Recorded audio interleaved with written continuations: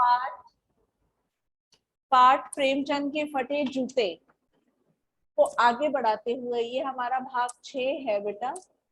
और यहाँ से आपने रीड करना है, तुम फटा जूता बड़े ठाट से पहनते हो। Who is going to read for me now? Ma'am can I read? हाँ, वेरी गुड, बताइए, करिए, बोलिए बेटा। तुम फटा जूता बड़े ठाट से पहने हो, मैं ऐसे नहीं पहन सकता। फोटो तो जिंदगी भर इस तरह नहीं खिंचाऊं, चाहे कोई जीवनी बिना फोटो के ही छाप दे। तुम्हारी यह व्यंग मुस्कान मेरे हौसले पस्त कर देती है। क्या मतलब है?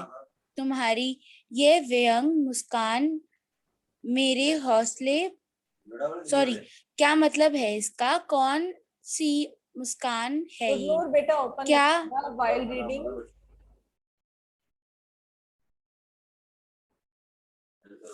Ma'am now is it okay? आप दिख ही नहीं रहे हो मुझे बच्चा। हाँ, पेन दिख रहा है आपका। हाँ, वेरी गुड, वेरी गुड, दिख गया, चलो। Yes ma'am. क्या मतलब है इसका? कौन सी मुस्कान है ये? क्या होरी का गोदान हो गया? क्या पूस की रात में नील गाय हल्कू का खेत चर गई? क्या सुजान भगत का लड़का मर गया क्योंकि डॉक्टर क्लब छोड़कर नहीं आ सकते? नहीं, मुझे लगता है माधव औरत के कफन के चंदे की शराब पी गया। वही मुस्कान मालूम होती है। मैं तुम्हारा जूता फिर देखता हूँ कैसे फट गया। ये मेरी जनता के लेखक क्या बहुत चक्कर काटते रहे। क्या बनिए न क्या बनिए के तगादे से बचने के लिए मील का चक्कर लगाकर घर लौटते रहे। चक्कर लगाने से जूता फटता नहीं है, घिस जाता है। कुंभनदास का जूता भी फतेहपुर सीकरी जाने आने से घिस गया होगा। उसे बड़ा पछतावा हुआ। उसने कहा, आवत जात पहनिया घिस गई, बिसर गयो हरि नाम। Ma'am can you please scroll? और ऐसे बुलाकर देने वालों के लिए कहा, जिनके देख जिनके देख दुख उपजत है, तिनको करबो परे सलाम। Very good, thank you, thank you, good news बेटा।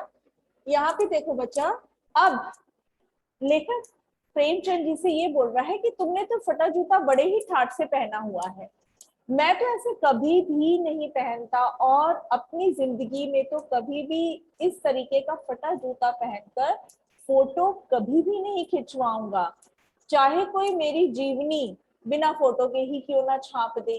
ठीक है, अब तुम्हारी यह व्यंग भरी मुस्कान मेरे हौसले को पस्त कर देती है। क्या मतलब है इसका कि तुम्हारे मुंह पे ऐसी मुस्कान है? अब प्रेमचंद के मुंह पे जो मुस्कान है उसको लेकर लेखक अपना अनुमान क्या लगाता है बेटा, देखना।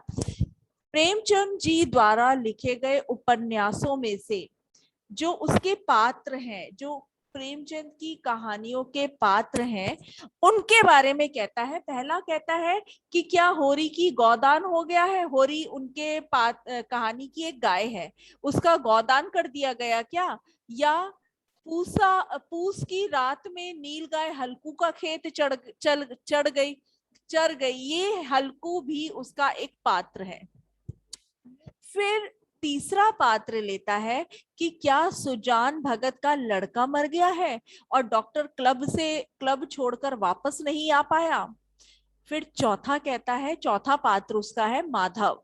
ठीक है, माधव, मुझे लगता है कि माधव जो है वो औरत के कफन के चंदे की शराब पी गया, और वही मुस्कान मुझे तुम्हारे मुंह पे मालूम हो रही है कि तुम व्यंग कसते हुए मुस्कुरा रहे हो। क्लियर बेटा? यहाँ तक क्लियर है बच्चा? Yes ma'am. तो यस मैम। लेखक अपनी अपना अनुमान उसको बता रहा है उसी के लिखे उपन्यास के पात्रों द्वारा। क्लियर? अब आगे चलते वो कहता है नहीं, ऐसा भी नहीं हो सकता कि तुम मतलब इन वजह से तुम मुस्कुरा रहे हो, मैं तुम्हारा जूता फिर देख रहा हूँ। अरे कैसे फट गया जूता? लेखक परेशान है कि तुम्हारा जूता फटा कैसे भाई, कैसे फट गया? जूता तो तभी फटता है ना जब बच्चे बॉल पे मारते हैं या पत्थर को ठोकर मारते हैं या दीवार पे मारते हैं, तभी जूता फटता है, जब ठोकर लगती है। यहाँ पे देखो, आप इस फोटो में भी देख रहे होगे, इस पैर का जूता फटा हुआ है और इसकी उंगली दिख रही है, दिख रही है ना? तो कहता है तुम्हारा जूता फटा कैसे है? मेरे जनता के लेखक, क्या बहुत चक्कर काटे हैं क्या तुमने? क्योंकि बहुत चक्कर काटने से जूता घिसता है, फटता तो है ना? कहते हैं तुमने बहुत चक्कर काटे हैं क्या? क्या बनिए के तकादे से बचने के लिए मील 2 मील का चक्कर लगाकर घर लौटते रहे हो?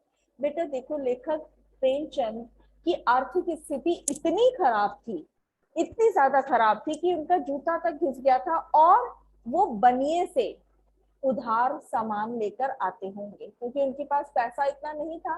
तो उधार सामान जब लाते थे तो हो सकता है वो बनिया इनके घर पैसों के लिए चक्कर काटता रहता होगा, और जब पैसों के लिए चक्कर काटता होगा तो उस बनिए से बचने के लिए प्रेमचंद 1 मील 2 मील का चक्कर लगाकर आ जाते होंगे कि अब शायद बनिया घर से चला गया हो, तो शायद इसीलिए तुम्हारे जूता फटा है। अब यहाँ पे देखो, चक्कर लगाने से जूता तो फटता नहीं है। लेखक परेशान है, वो हर तरीके की बातों को सोचता जा रहा है और अपने मन ही मन बोलता जा रहा है। घिस जाता है, फटता नहीं है, घिस जाता है।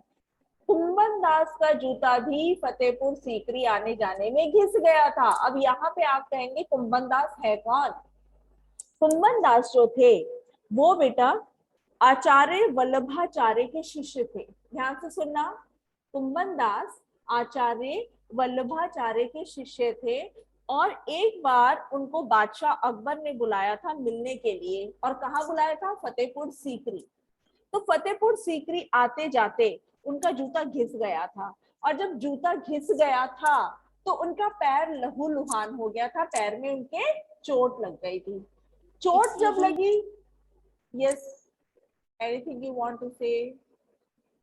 Ma'am yes ma'am, I want to say that कोई कन्वेंस नहीं थी उस टाइम की वो चल के गए। बेटा ये उस जमाने की बात है, घोड़ा गाड़ी हुआ करती थी या पैदल जाया करते थे लोग, तो पहले सुन लीजिए बेटा, ठीक है? उस समय ज्यादातर लोग पैदल ही चला करते थे। और ये एक कहावत भी है कि यहाँ पे आए गए, हम आज भी ये कहावत बोलते हैं ना बेटा कि क्यों बेकार में घूमते रहते हो, क्यों अपना जूता घिसते रहते हो। सुना होगा आपने, अगर आपके घर में कोई बड़े होंगे ना तो वो ये कहावत बोलते होंगे, किस लिए बेकार में घूमना है, बाहर जाके अपना जूता घिसते रहते हो जब देखो, है ना? तो ये एक कहावत भी है, जूता घिसना, यानी कि जो व्यक्ति बहुत ज्यादा घूमता रहता है ना उसका जूता घिसना ये कहावत माना जाता है। क्लियर? तो आपको मैंने बता दिया, यहाँ पे वल्लभाचार्य आचार्य वल्लभाचार्य के शिष्य थे कुंभन दास। और जब एक बार बादशाह अकबर ने उन्हें फतेहपुर सीकरी बुलाया तो वो वहां पे पैदल गए होंगे और उनका जूता घिस गया। जूता घिसने से उनका पैर लहूलुहान हो गया, और जब पैर लहूलुहान हो गया तो उनके भगवान की भक्ति करने में बाधा पड़ गई। बाधा कैसे पड़ गई? क्योंकि उनका सारा ध्यान तो उनके लहूलुहान पैर पर हो गया, तो इसलिए वो भक्ति में प्रॉपर ध्यान नहीं लगा पाए। तो यहाँ पर इसीलिए ये कहावत कही है, आवत जात पनैया घिस गई, बिसर गयो हरि नाम, यानी कि हरि नाम लेना भी मैं भूल गया। अब आगे चलते बच्चा, इस पैराग्राफ के आप पहले क्वेश्चंस लिख लीजिए। लेखक ने प्रेमचंद के लिए, लेखक ने, Vipra open the camera, why the camera is off, Keshav, Reyansh, Naman Gupta, everybody is sitting back of the camera, open it, open the camera, otherwise I'll remove you people out.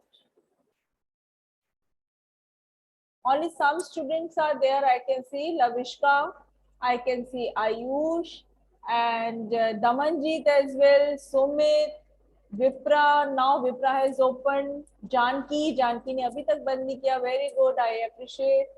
तो ऐसे बच्चे कैमरा खोल के बैठे हैं and they are also studying. ठीक है. Now लेखक ने प्रेमचंद के लिए किस विशेषण का प्रयोग किया है और क्यों? कौन से विशेषण का प्रयोग किया था यहाँ पे इस लाइन में बेटा? उन्होंने कहा था मेरी जनता के लेखक. क्लियर? नमनजीत आप लिख रहे हो बेटा? लिखो, क्वेश्चन लिख लो. मेरी जनता के लेखक. ठीक है. और क्यों किया था? इस विशेषण का प्रयोग क्यों किया था? क्योंकि उन्होंने जनता के दुखहाल जीवन को अपनी कहानी या उपन्यास का विषय बनाया हुआ था. बच्चे प्रेमचंद की आप जितनी भी कहानियां या उपन्यास पढ़ेंगे उसमें उन्होंने गरीब जनता और उनके जीवन से जुड़ी परेशानियों के बारे में बताया है और उसी के माध्यम से वो गरीबों के पक्षधर बने रहे, इसलिए उनको जनता का लेखक कहा गया है. नेक्स्ट क्वेश्चन लिखिए. गद्यांश के आधार पर प्रेमचंद की आर्थिक दशा का वर्णन कीजिए. प्रेमचंद की आर्थिक दशा का वर्णन कीजिए. आर्थिक दशा क्या थी उनकी? उनकी आर्थिक दशा अच्छी नहीं थी. वे गरीबी का सामना करते हुए क्या करते थे? बनिए की दुकान से उधार सामान लाते थे, वस्तुएं ले आते थे और उनको ना चुका पाने के कारण जब बनिया उनके घर पैसे लेने के लिए चक्कर लगाता था तो वो 1 मील 2 मील तक पैदल चलकर आते थे ताकि बनिया का सामना ना करना पड़े. थर्ड क्वेश्चन है, कुंभन दास को पछतावा क्यों हुआ? क्यों हुआ था कुंभन दास को पछतावा? बेटा कुंभन दास को पछतावा इसलिए हुआ था क्योंकि वो आचार्य वल्लभाचार्य के शिष्य थे और बादशाह अकबर के बुलाने पर उनसे मिलने फतेहपुर सीकरी गए थे जिससे उनका जूता घिस गया था और जूता घिसने से उनके भगवत भजन में बाधा पड़ी थी क्योंकि सारा ध्यान उनका जूते पैरों पर चला गया था, तो इसीलिए उन्हें यह पछतावा हुआ था. Is it clear? Clear to everybody? Yes ma'am. Very good, very good. अब यहाँ पर देखना बच्चा, तुम उसे बचाकर नहीं, यहाँ से मुझे लगता है कि तुम. Who will read? Who is going to read बेटा? एनीवन? कौन पढ़ेगा? सुमित आप पढ़ोगे?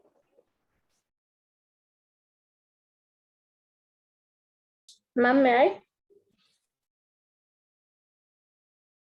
हाँ पढ़ लो बेटा. मुझे लगता है तुम किसी सख्त चीज को ठोकर मारते रहे हो. कोई चीज जो परत परत सदियों से जम गई है उसे शायद तुमने ठोकर मार मार कर अपना जूता फाड़ लिया. कोई टीला जो रास्ते पर खड़ा हो गया था उस पर तुमने अपना जूता आजमाया. तुम उसे बचाकर अब उसके बगल से भी निकल सकते थे. टिलों से समझौता भी तो हो जाता है. सभी नदियां पहाड़ थोड़े ही फोड़ती हैं. कई रास्ता बदलकर घूम तुम समझौता कर नहीं सके. क्या तुम्हारी भी वही कमजोरी थी जो होरी को ले डूबी? वही नेम धर्म वाली कमजोरी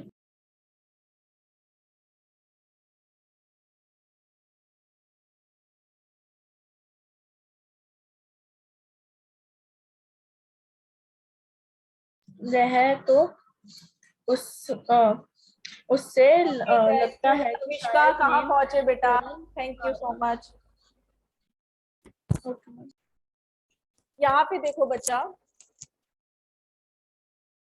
लेखक ने यहाँ बोला है कि चलने से जूता नहीं घिसता है, फट जाता, सॉरी घिसता है, फटता नहीं है। और तुम्हारा जूता तो फटा हुआ है। लेखक अभी भी समझ नहीं पा रहा है कि उसका जूता फटा कैसे है। तो वो कहता है, मुझे ऐसा लगता है कि तुम किसी सख्त चीज को ठोकर मारते रहे हो। सख्त चीज यानी कि किसी कठोर चीज को ठोकर मारते रहे हो और इसलिए तुम्हारा जूता फट गया है।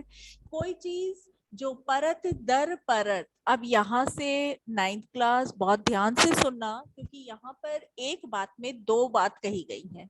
क्लियर? एक बात में दो बातें कही गई है। लेखक ने कहा है कोई चीज जो परत दर परत सदियों से जम गई है, उसे शायद तुमने ठोकर मार मार कर अपना जूता फाड़ लिया है। कोई टीला जो रास्ते पर खड़ा हो गया था, उस पर तुमने अपना जूता आजमाया है। यहाँ पर एक तो सिंपल लैंग्वेज में अगर देखा जाए, मामी और वॉइस इज सो स्लो।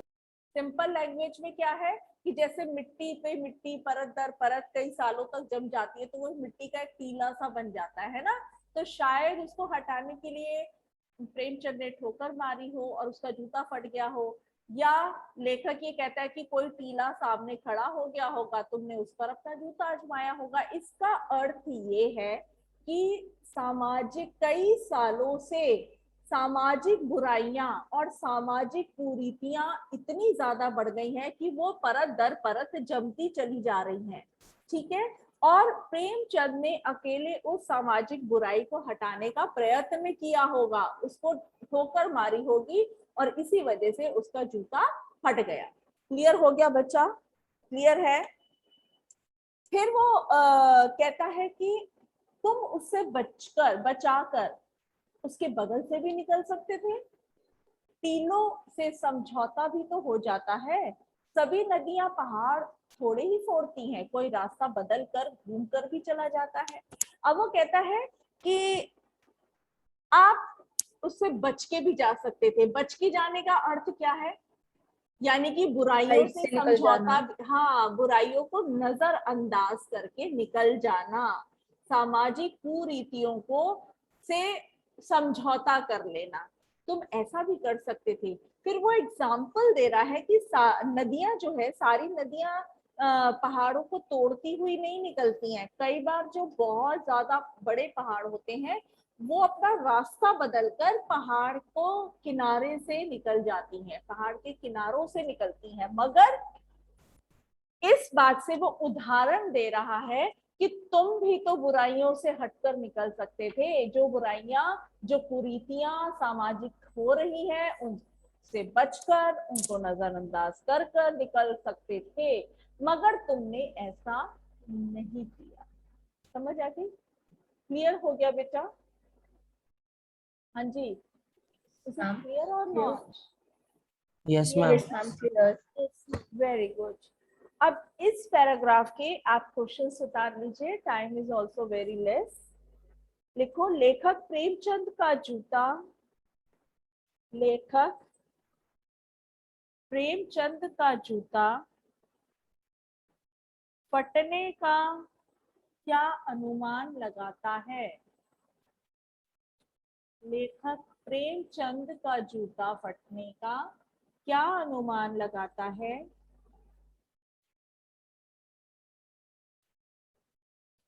जूता फटने का ये अनुमान लगाता है कि प्रेमचंद ने रास्ते में खड़े किसी पत्थर को या किसी सख्त चीज पर ठोकर मारी होगी ताकि वो रास्ते से हट जाए, इसीलिए उसका जूता फट गया। फट गया। नेक्स्ट क्वेश्चन लिखो, टीला किसका प्रतीक है? टीला किसका प्रतीक है? Ma'am please. प्रेमचंद ने उस पर जूता कैसे आजमाया होगा? टीला किसका प्रतीक है? प्रेमचंद ने उस पर जूता कैसे आजमाया होगा? Damanjeet, I can see you are not writing at all बेटा,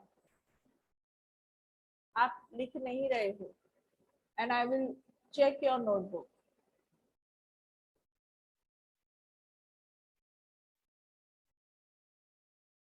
पीला यहाँ पर सामाजिक कुरीतियों और बुराइयों का प्रतीक है बच्चे, जो जीवन में कदम कदम पर जटिलता उत्पन्न करते हैं। ऐसी बुराइयां जैसे गरीबी और घूसखोरी और शिक्षा, ठीक है ना, धर्म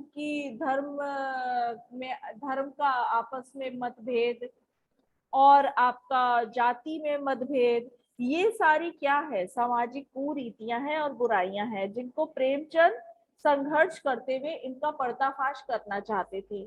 ठीक है ना बच्चे, और इनका विरोध करने का प्रयास करते थे, शायद इसीलिए। लास्ट क्वेश्चन लिखो, पहाड़ फोड़ने का अर्थ स्पष्ट करते हुए, पहाड़ फोड़ने का अर्थ स्पष्ट करते हुए नदियों का